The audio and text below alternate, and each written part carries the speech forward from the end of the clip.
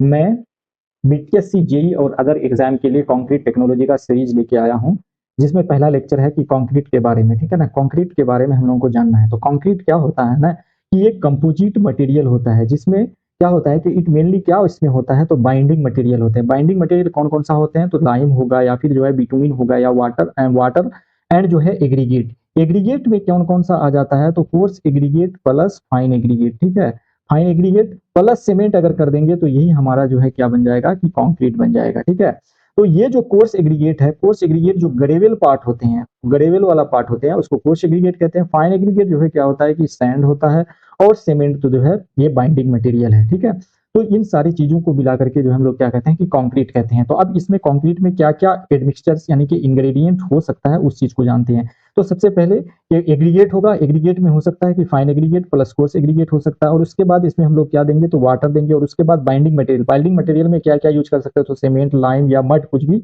और एडमिक्सचर अगर जो है रिक्वायरमेंट होता है तब हम लोग क्या करते हैं, तो उसमें जो है एडमिक्सचर देते हैं। ठीक है, तो इस तरीके से हम लोगों को क्या बनाना है, कि कॉन्क्रीट का ये बनाना है। ठीक है, अब इसमें क्या है, कि एग्रीगेट के बारे में सबसे पहले हम लोग जानेंगे। ठीक है, एग्रीगेट के बारे में क्या है, कि ये जो है इंपॉर्टेंट केमिकली इनर्ट कंस्टिट्यूएंट होते हैं। ठीक है ना, जो क्या करता है, कि कंक्रीट को हार्डन करने में मदद करता है। जो कंक्रीट को क्या करता है, तो हार्डन करने में मदद करता है। ठीक है, जो कंक्रीट को क्या करता है, कि हार्डन करने में मदद करता है। तो यहाँ पर देखिए कि ये harden to the body with the help of binding material. ठीक है, बाइंडिंग मटेरियल ये इंक्रीज करता है वॉल्यूम को एंड रिड्यूस्ड करता है कॉस्ट ऑफ कंक्रीट को। ठीक है, एग्रीगेट क्या करता है, कि वॉल्यूम को इंक्रीज करता है, और कॉस्ट ऑफ कंक्रीट को जो है डिक्रीज करता है, मतलब जो है कॉस्ट ऑफ कंक्रीट को भी रिड्यूस करता है। ठीक है ना, it increase the strength and reduce the shrinkage. देखो क्या कहता है, कि वॉल्यूम बढ़ाएगा, और उसके बाद जो है कॉस्ट को डिक्रीज करेगा, स्ट्रेंथ को बढ़ाएगा, और जो है क्या करेगा, कि श्रिंकेज रेशियो को घटाएगा। ठीक है, इस चीजों को याद रखना है। कौन, तो इसका जो है कंक्रीट का ये सारा काम है। अब देखिए कि हम लोग ये फिगर में बहुत सारा चीज है, ये फिगर को हम लोग बाद में देखेंगे, सब जान जाएंगे तब।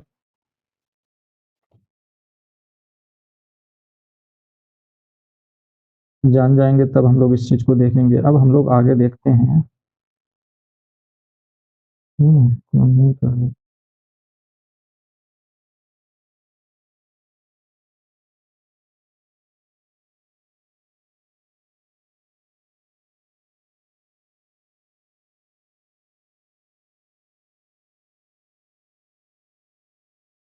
तो यहाँ पर क्या है, कि हम लोगों का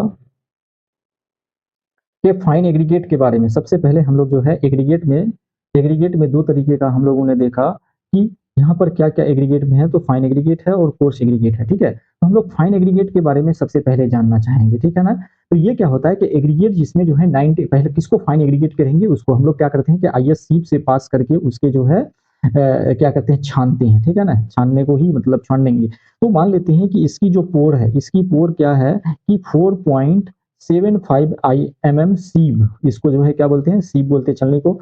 अगर जो पास हो जाएगा, इस साइज से जो पास हो जाएगा, वो फाइन एग्रीगेट के कैटेगरी में आ जाएगा, और जो इधर बच जाएगा वो क्या हो जाएगा, कि कोर्स एग्रीगेट की कैटेगरी में आ जाएगा। तो ये चीज याद रखना है। तो कितना ये क्वेश्चन बनता है, कि 4.75 mm IS सीप से जो एग्रीगेट पास हो जाते हैं, यानी कि 90% अगर पास हो जाता है, तो उसको हम लोग फाइन एग्रीगेट कहते हैं। स्टैंडर्ड सेंट क्या होता है, तो देखो एक चीज याद किया जाता है, कि इंडिया में मतलब जो है स्टैंडर्ड सैंड जो है हम लोग इंडिया में यूज करते हैं। और ये स्टैंडर्ड सैंड इंडिया में कहाँ पाया जाता है, तो मद्रास के इन्नौर में। ये क्वेश्चन आता है एसएससी जेई में, कई बार जो है पूछ चुका है एसएससी के एग्जाम में। ठीक है, तो बीटीएससी जेई में भी ये आ सकता है, इसको याद कर लेना है। It should B free from the organic material, यानी कि स्टैंडर्ड जो है मटेरियल क्या होना, फ्री फ्रॉम होना चाहिए किसी ऑर्गेनिक मटेरियल से। फाइन पार्टिकल कहते हैं, कि it is the fine particle of quartzite, कहते हैं किसका, तो सिलिका का, और जिसमें 99% जो है क्या होता है, कि कंटेंट होता है सिलिका का। It should be 100% passes through 200 micro sieve and 100% retain from 19 micro sieve. दो तरीके का सीब है, मान लेते हैं कि एक सीब है जिसमें 2 mm है। ठीक है, और दूसरा सीब अगर आप नीचे रखते हैं, जिसका मतलब जो है 90 माइक्रोन साइज का है, तो इधर से जो डालेंगे तो ये कंप्लीटली पास हो जाना चाहिए, और यहाँ पर दूसरा जो है 90 माइक्रोन से पास नहीं होना चाहिए। इस चीज को ध्यान में रखना है। 100% पासिस थ्रू 200 mm ISC, और जो 100% रिटेन्ड फ्रॉम मतलब जो है कितना, 90 माइक्रोन ISC। तो इस चीज को भी ध्यान में रखना है। अब यहाँ पर क्या कहता है कि classification sand according to the IS के अकॉर्डिंग मतलब क्लासिफिकेशन किया गया है। तो 4 जोन में बांटा गया है सैंड के, zone 1, zone 2, zone 3 and zone 4। Zone 1 में कौन सा होगा, तो एग्रीगेट साइज जो है देखो 4.75 से 2 है, 2 से 0.425 और 0.4245 से जो है 0.075 और 0.075 से जो है से लेस होना चाहिए। तो जोन 3 ये जो होगा, इस रेंज का जो पार्टिकल होगा इसको टाइप ऑफ सैंड में किसको कहेंगे, कोर्स सैंड में। और अगर मान लेते इस रेंज में होगा, सॉरी,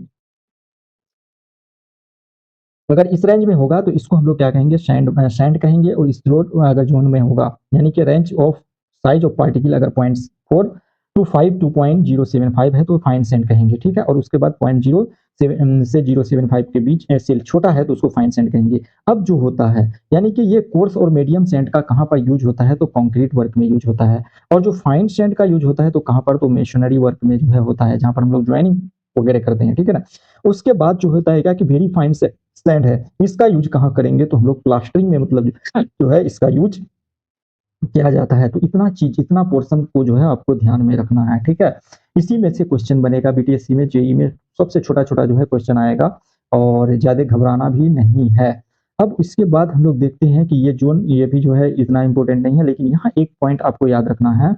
यहाँ का पॉइंट क्या है, कहता है कि water cement ratio for the sand is kept less as compare to the coarse sand and to make it concrete, it's okay. यानी कि क्या कहते हैं कि वाटर सीमेंट रेशियो जो फाइन सैंड का होता है, फाइन सैंड का कम होता है as compare to water cement ratio, किसका, तो जो है कोर्स सैंड का। ये चीज याद रखना है, ठीक है ना, कोर्स सैंड का, इस चीज को ध्यान में याद रखना है। उसके बाद कहते हैं function of sand in concrete, क्या क्या फंक्शन हो सकता है, तो ये इंक्रीज करता है किसको, तो वॉल्यूम को। उसके बाद रिड्यूस करता है किसको, तो श्रिंकेज को रिड्यूस करता है। Reduce the consumption of the cement, consumption of cement को भी क्या करता है कि कम अमाउंट ऑफ सीमेंट यूज होगा जो है।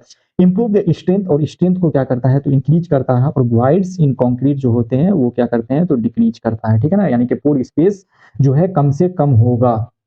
तो इस चीज को हम लोग देखते हैं। उसके बाद बल्किंग ऑफ सैंड, यहाँ एक क्वेश्चन जो है बहुत आता है, बल्किंग ऑफ सैंड क्या होता है ना, कि देखो जब आपने मतलब क्या किया कि सैंड लिया, ठीक है, तो सैंड के चारों तरफ जब हम लोग मतलब जो है वाटर डालते हैं तो क्या होता है कि इसके चारों तरफ जो है एक चारों तरफ साइड से एक लेयर बन जाता है, इस तरीके से जो है लेयर बन जाता है, इस तरीके से चारों तरफ से।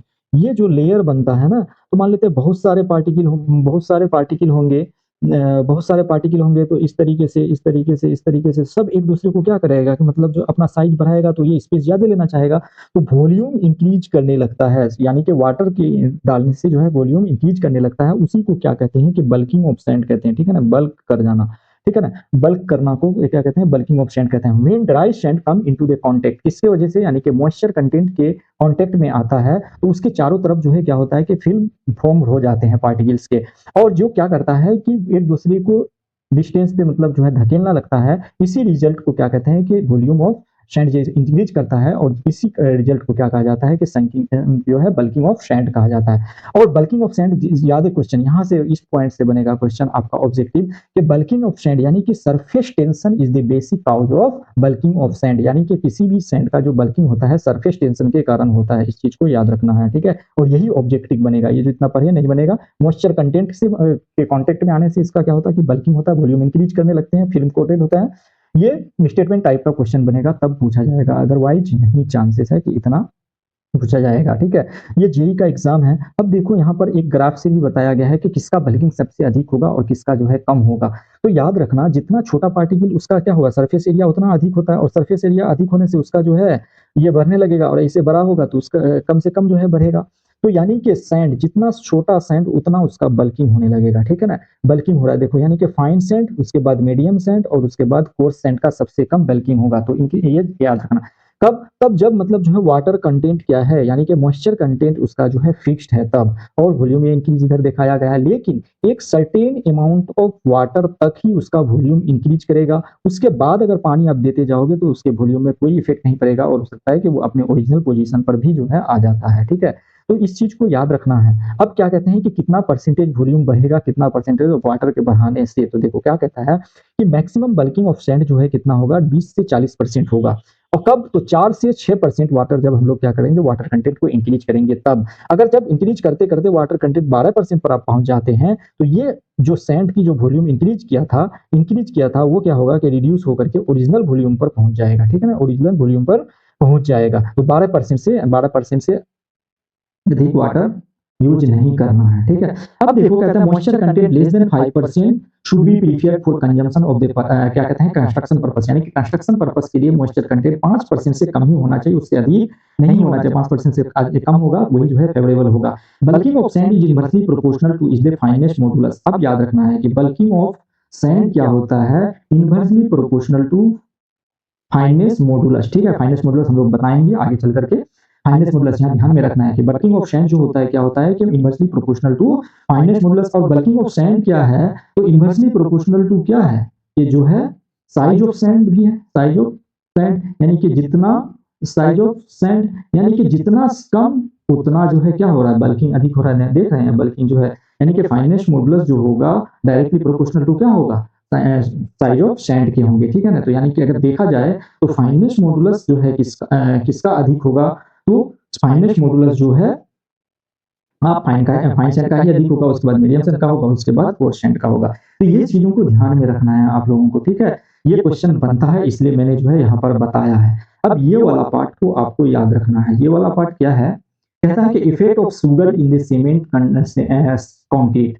अगर मान लेते हैं शुगर किस क्वांटिटी डालते हो तो उसका भी इफेक्ट क्या होता है कि सीमेंट कंक्रीट पर पड़ता है। तो जैसे मान लेते हैं कि शुगर की क्वांटिटी 0.05% से कम है तो कोई भी इफेक्ट कंक्रीट पर नहीं पड़ेगा, ठीक है। जब यही परसेंटेज जो है 0.15% हो जाएगा तो इसकी जो है सेटिंग टाइम घट जाएगा। क्या हो जाएगा, सेटिंग टाइम घट जाएगा। और अगर ये परसेंटेज 0.20% हो जाता है तो ये सेटिंग टाइम यानी कि एक्सीलरेट करने लगता है। और उसके बाद जो है 0.25% होता है तो ये set more rapidly but less loose strength, यानी कि क्या होगा, बहुत जल्दी तो सेट हो जाएगा। सीमेंट मतलब जो हार्डन बहुत जल्दी होगा, लेकिन इसकी स्ट्रेंथ जो होगी यानी कि स्ट्रेंथ होगी वो क्या हो जाएगी कि घट जाएगा, ठीक है। तो ये चीज याद रखना है। ये वाला पोर्शन आता है एग्जाम ऑब्जेक्टिव एग्जाम में, ठीक है।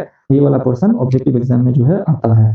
अब देखो क्या कहता है कि coarse sugar is considered as retarder. ये तो वीवीआई समझ लो, शुगर को क्या के रेस्पेक्ट में हम लोग यूज करते हैं सीमेंट में कंक्रीट में, तो जो है रिटार्डर के फॉर्मेट में यूज करते हैं, ठीक है ना। इसको किसके फॉर्मेट में यूज करते हैं, तो रिटार्डर के फॉर्म में जो है हम लोग यूज करते हैं। अब देखो क्या कहता है कि जब हम लोग जो है फाइन एग्रीगेट की कहानी यहाँ पर खत्म हो जाती है। अब हम लोग कोर्स एग्रीगेट के बारे में थोड़ा सा जानेंगे, ठीक है।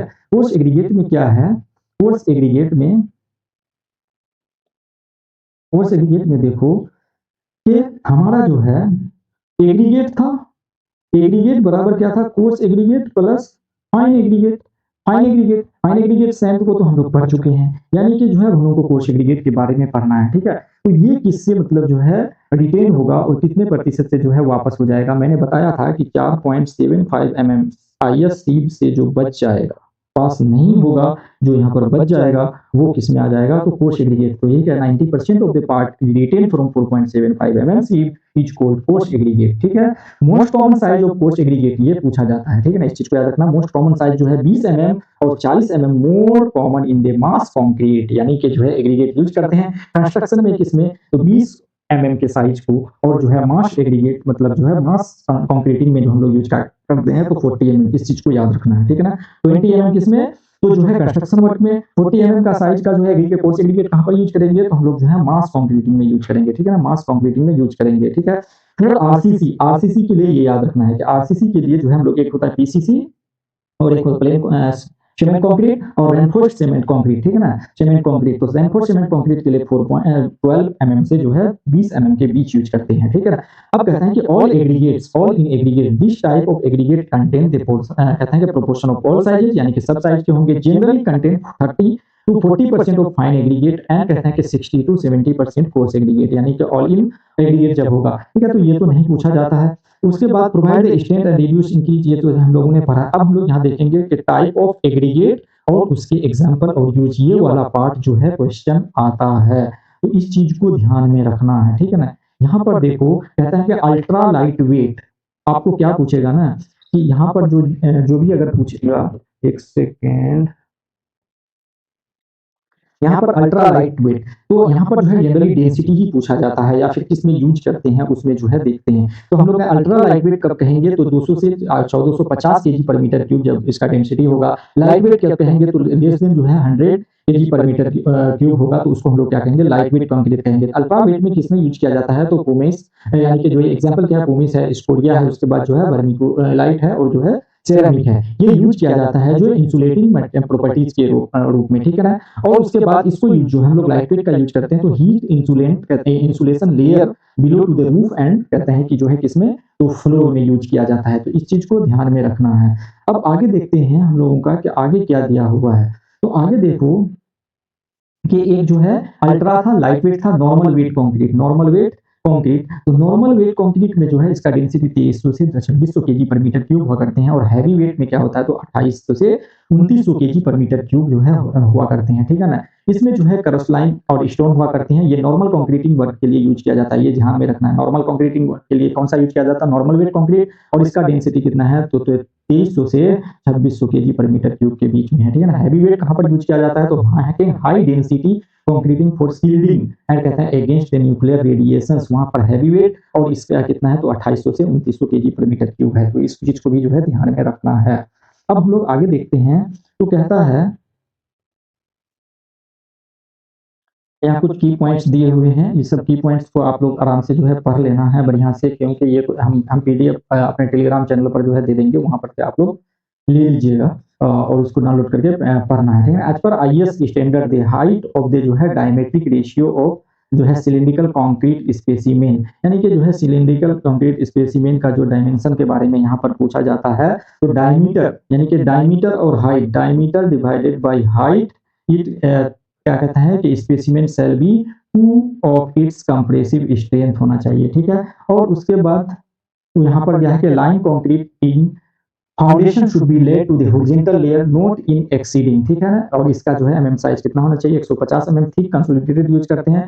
Concrete one which contain the large portion of mortar, mortar की पोर्शन क्या होता है, कंक्रीट में अधिक होता है। ये सारे क्वेश्चन पूछा हुआ आपसे Q factor during to the post aggregate crushing test, the size of aggregate is considered for the testing purpose during to the जो है सेग्रीगेशन ऑफ सीव, यानी कि साइज ऑफ एग्रीगेट जो ये करना है सेग्रीगेशन के रिस्पेक्ट में, तो कितना 12.5 एमएम, एंड कहते हैं कि रिटेन कहां से होना चाहिए, तो 12.5 एमएम, यानी कि जो है 12.12 एमएम से 12.5 एमएम से पास हो जाना चाहिए, और जो है रिटेन कितना होना चाहिए, तो 10 एमएम पर रिटेन होना चाहिए, यहाँ तक रहेगा और ये पास हो जाएगा, ठीक है। तो इस को हम लोग जो है क्या करते हैं कि post aggregate test, crushing test के लिए यूज करते हैं इसका कंक्रीट को। अब जो है कहता है कि aggregate classification based on shape, अब शेप के हिसाब से भी जो है ये करते हैं, क्या होता है, तो जो है पार्सली राउंडेड होते हैं, एंगुलर होते हैं, उसके बाद जो है क्यूबिकल होते हैं, ट्रायंगुलर होते हैं। तो ये सारी चीज जो है हम लोगों को देखना है। तो राउंडेड एग्रीगेट ये कम से कम जो है यूज करते हैं, क्योंकि इसकी स्ट्रेंथ कम होता है। देखो यहाँ पर दिया है कि strength bound strength and interlocking properties in between two the जो है पार्टिकल्स आर वेरी पुअर,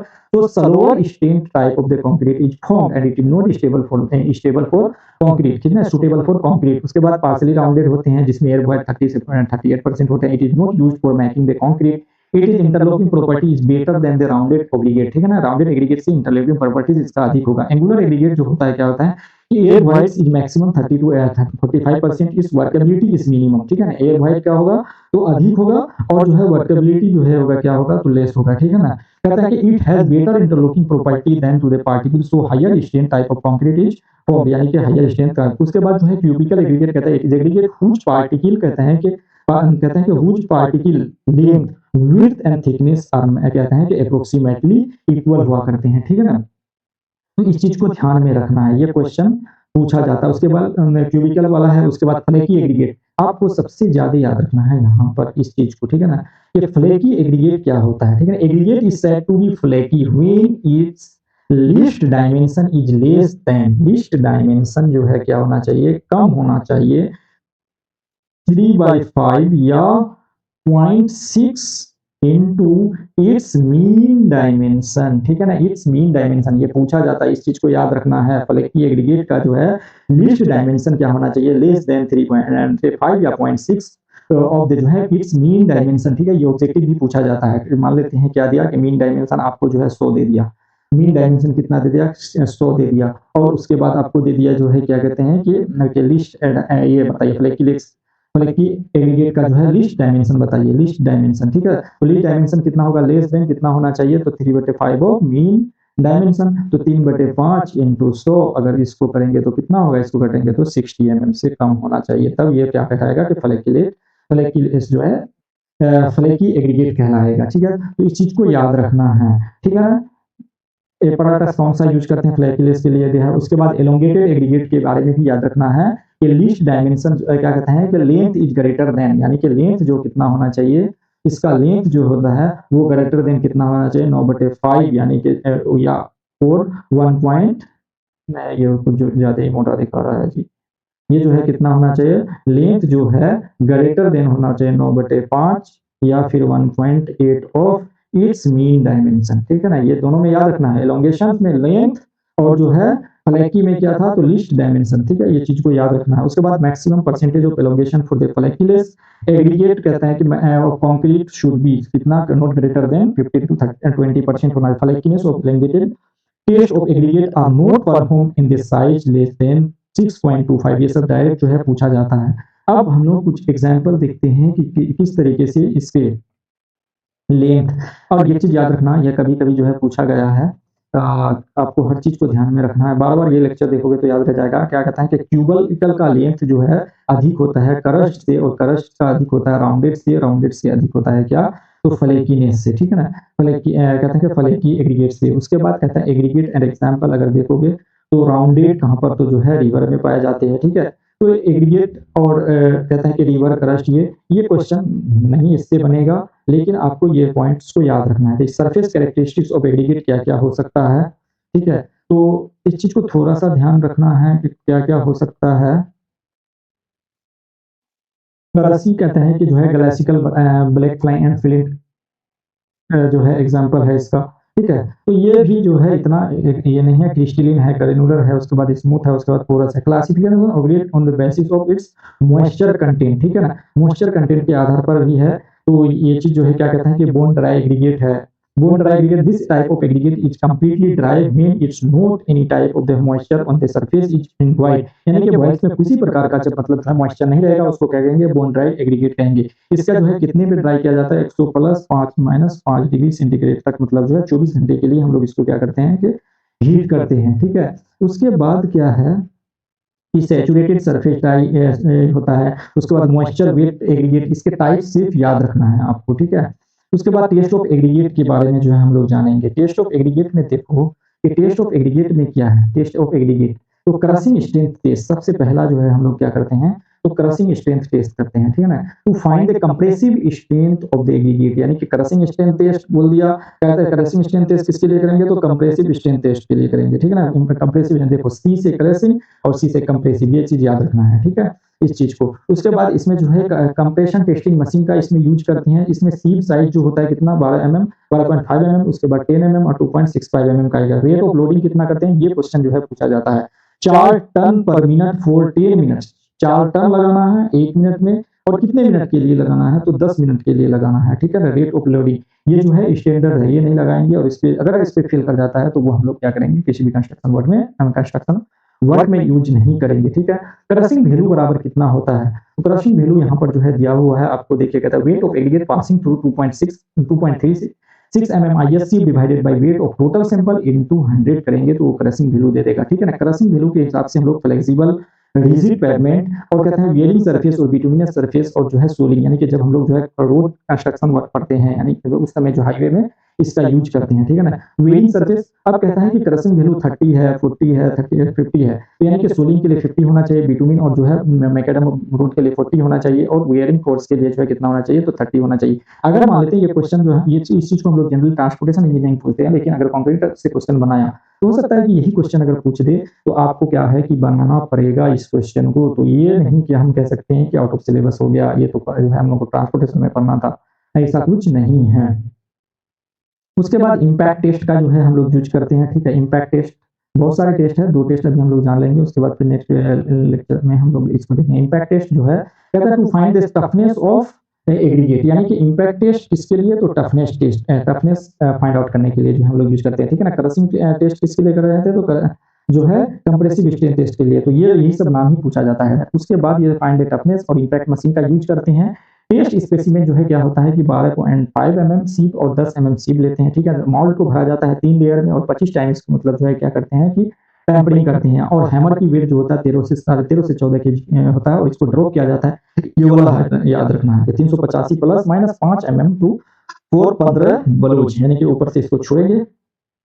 और उसके बाद नाउ करंट एग्रीगेट को कितने से पास करना है, तो 2.36 mm से, और उसका जो है कैलकुलेट करना है इम्पैक्ट वैल्यू को। यहाँ पर ये वाला जो है क्रशिंग टेस्ट का है। इसमें मतलब मटेरियल भरे जाते हैं तीन लेयर में, 3 लेयर में इसमें मटेरियल भरे जाते हैं, ठीक है। उसके बाद इसको यहाँ से जो है ड्रॉप किया जाता है, ठीक है। ये हाइट दिया हुआ है, ये हाइट दिया हुआ है, ये केजी कितना इसका जो है हैमर है, और 15 बार इसको जो है ड्रॉप करना है।